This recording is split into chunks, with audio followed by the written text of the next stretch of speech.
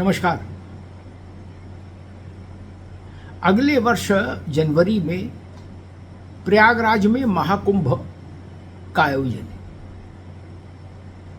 विश्व का सबसे बड़ा सांस्कृतिक धार्मिक समारोह आप उसको कह सकते हैं। पिछली बार महाकुंभ में 25 करोड़ लोग आए थे। 25 करोड़ यानी उत्तर प्रदेश की कुल जितनी आबादी उतने लोग कुंभ में नहाकर चले गए। दुनिया के तमाम देशों की आबादी से ज्यादा लोग कुंभ में आकर अपनी आस्था का प्रकटन कर गए। इसलिए मैंने कहा ये दुनिया का सबसे बड़ा सांस्कृतिक धार्मिक आयोजन है। इससे बड़ा आयोजन, इससे बृहत आयोजन कहीं नहीं पूरे विश्व में। एक पूरा नगर बसाया जाता है। कुंभ क्षेत्र अलग से नोटिफाई होता है। इतना एक बृहत स्तर पर आयोजन होता है, उसमें इतने संसाधन लगते हैं, इतनी मशीनरी लगती है जिसकी आप कल्पना नहीं कर सकते कुंभ को जिए बिना। अब इस बार कुंभ को के व्यवस्थाओं को लेकर एक नया विषय आ गया है और वो विषय आया है अखाड़ा परिषद की ओर से। अखाड़ा परिषद का महत्व आप जानते ही हैं। अखाड़ा परिषद इस बार ये चाहती है, दो प्रमुख चीजें हैं जिन पर उसका आग्रह है। पहली चीज ये कि कुंभ में जो सरकारी मशीनरी लगे, जो सरकारी कर्मचारी अधिकारी लगे, क्योंकि वो भी हजारों की संख्या में लगते हैं, वो सनातन धर्म को मानने वाले हों, ऐसा अखाड़ा परिषद चाहता है। यानी गैर हिंदू धर्मावलंबी कुंभ की व्यवस्था में न लगाए जाएं। ये हो पाएगा नहीं हो पाएगा, कैसे होगा, कितना होगा, ये अलग का विषय, लेकिन अखाड़ा परिषद में इस बात को लेकर राय बनी है। और दूसरी मांग ये कि कुंभ क्षेत्र में यानी मेला क्षेत्र में किसी भी गैर सनातनीय को प्रवेश नहीं दिया जाए। ये भी बड़ी मांग है, कड़ी भी है, लेकिन अखाड़ा परिषद इस पर मन बना रही है कि ये मांग सरकार के सामने रखी जाएगी कि मेला क्षेत्र में कोई भी गैर हिंदू प्रवेश नहीं पाए। और अखाड़ा परिषद का मत ये है कि अगर कोई गैर हिंदू कुंभ में आना चाहता है, प्रयागराज आना चाहता है, तो वो आए, लेकिन वो मेला क्षेत्र से बाहर रहे, अलग रहे, पृथक रहे, और सरकार उसकी स्नान की व्यवस्था कहीं और थोड़ा अलग कराए, कुंभ के क्षेत्र से, मेला के क्षेत्र से अलग। यानी आने पर आपत्ति नहीं, लेकिन मेला क्षेत्र में प्रवेश नहीं होना चाहिए, कुंभ क्षेत्र में प्रवेश वर्जित होना चाहिए। अब इसके लिए कैसे हो सकता है ऐसा? तो अखाड़ा परिषद का सुझाव ये है कि आधार कार्ड देखकर उसके आधार पर सत्यापन करके प्रवेश दिया जाए कुंभ क्षेत्र में श्रद्धालुओं को। अब ये भी बड़ी मांग है। जहां 25 करोड़, 30 करोड़, 40 करोड़ लोग आए, अब इस बार, पिछली बार 25 करोड़ आए थे, इस बार अनुमान लगाया जा रहा है कि 40 करोड़ के आसपास लोग आएंगे। तो 40 करोड़ लोगों में ऐसी व्यवस्था के सबके कागज चेक हो, ये भी एक बहुत कठिन विषय है।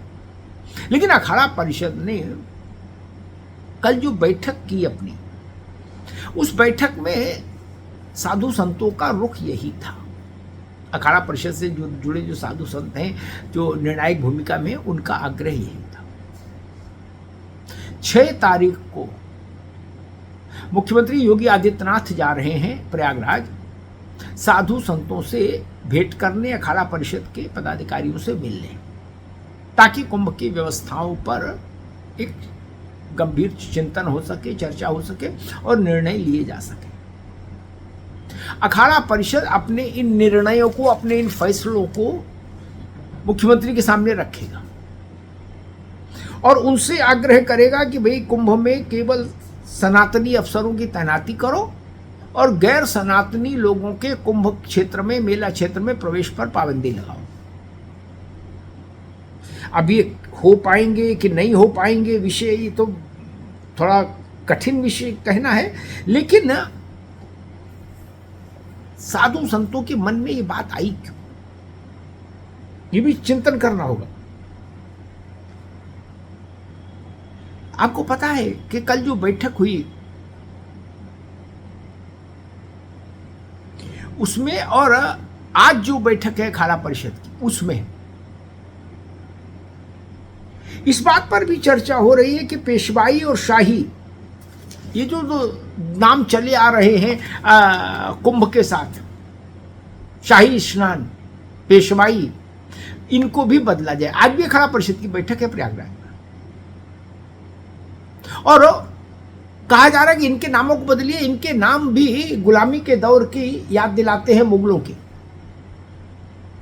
इनका कुछ वैदिक नाम होना चाहिए, कुछ सनातन परंपरा से जुड़ा नाम होना चाहिए। तो हम चर्चा कर रहे थे कि आखिर अखाड़ा परिषद जैसी सर्वोच्च संस्था के साधु संतों के मन में ये विचार क्यों आया कि गैर सनातनी को प्रवेश नहीं दिया जाए मेला क्षेत्र। उसके पीछे सबसे बड़ा कारण है उत्पात की आशंका, बवाल की आशंका, षड्यंत्र की साजिश की आशंका, थूक जिहाद जैसे काम। इनके चलते एक धारणा साधु संतों में ये बनी कि नहीं भाई, केवल सनातन परंपरा को मानने वाले लोगों का ही प्रवेश होना चाहिए कुंभ क्षेत्र में,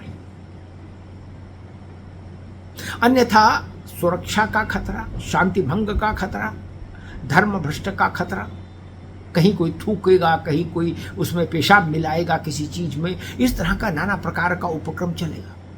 इसलिए साधु संतों ने इस बार ये मन बनाया है कि मुख्यमंत्री जब 6 तारीख को आए योगी जी, तो उनसे कहा जाए कि भैया अधिकारी, कर्मचारी, सिपाही वही लगाओ जो सनातन को मानने वाले हों, और प्रवेश भी केवल उन्हीं लोगों को दीजिए श्रद्धालुओं के रूप में जो सनातन धर्मावलंबी हो, हिंदुत्व को मानते हिंदू हो।